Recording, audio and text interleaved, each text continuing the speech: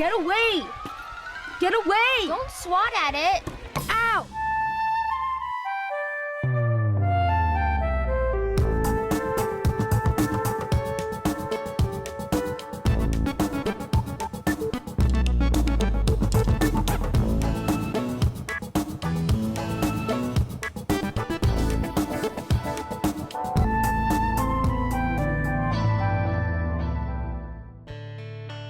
I wish there were no more bees. I told you, it was a wasp, not a bee. Bee, wasp, what's the difference? All they do is sting people anyway. You'd fight back if someone was swinging at you.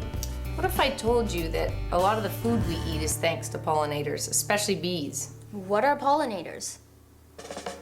Pollinators are the insects, birds, and other animals who carry pollen from one plant to another, helping them produce fruit and seeds. Insects are the most important pollinators. Without them, we wouldn't have blueberries, cucumbers, tomatoes, peppers, pumpkin, or squash. Not even chocolate. You were just saying that to try and make me feel bad about wishing them gone. You don't have to take my word for it.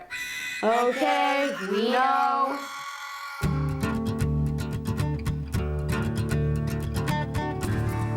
What's that powdery stuff on the bee's back?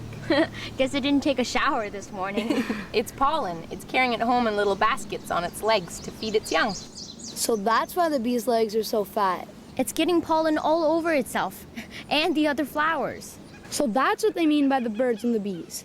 The male parts of the flower need insects and birds to carry pollen to the female parts of the flower to create fruits and seeds. As a reward for delivering pollen, the insects and birds get food. Most pollinators just stop by flowers from time to time. Bees are pretty special. They get all the nutrients they need from flowers. That's why they're so good at their jobs. A busy bee has a big appetite. While it's active, a bee eats its body weight in sugar every 2 hours. That would be like you eating 1.5 cups of sugar every minute. Wow, and I thought I had a sweet tooth. Just like bees, butterflies eat only nectar, pollen, and flower oils. They don't seem to have nearly as much fun as the bees, though. It's like that guy's eating with a knife and fork. He doesn't have any pollen on himself. When extended, a butterfly's coiled mouth is as long as its body, so it doesn't need to enter flowers. That's not to say that butterflies aren't pollinators, or that flowers don't like having them around. Just as animals show off to attract mates, plants have evolved ways in which to entice different insects to drop by for a visit. So that's why they smell so good? Bees don't have noses, do they? I bet it's the flower's colors. No, then all the flowers would be the same color. Actually, it's the smell and the color. So we're both right. That's a first. The perfume of the flowers attracts pollinators. But not all flowers give off a smell. Butterflies don't like strong-smelling flowers, while many flies like stinky-smelling flowers that we find offensive. So plants have different smells to attract different insects. Then flowers are probably different colors to attract different pollinators, right? Thank you. We're here today to help our hot single flower find the pollinator of her dreams. And we have 4 contestants here in our studio. Contestant number 1, what's your idea of a perfect date? How come I can't be the horror wasp? Get over it and play along. Okay, fine. My idea of a perfect date is dinner on a nice perch on a sunny day. Not too high up, though. I get scared of heights when I'm more than 4 meters off the ground. I need a flower who doesn't wear too much perfume and looks good in blue or violet.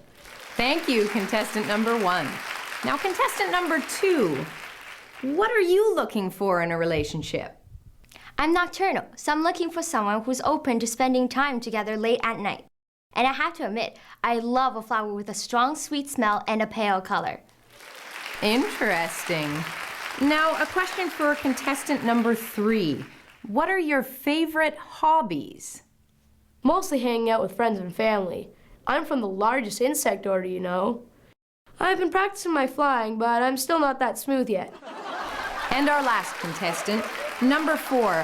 What do you think you have to offer our hot single flower? Well, I'm quite a bit hairier than the other contestants, so pollen gets easily stuck to my back. I'm not shy of commitment, and unlike some of my relatives who live in colonies, I even have my own crib. Miss Flower, your decision? I think I'll take them all.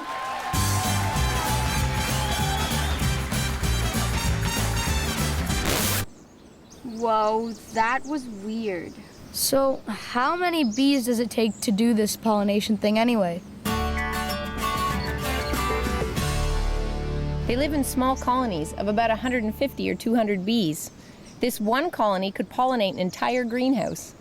None of the bees native to Canada are very aggressive. They're just trying to protect their babies, just like any other animal would. Do you know that this box could be rented out to a farmer to pollinate his crops?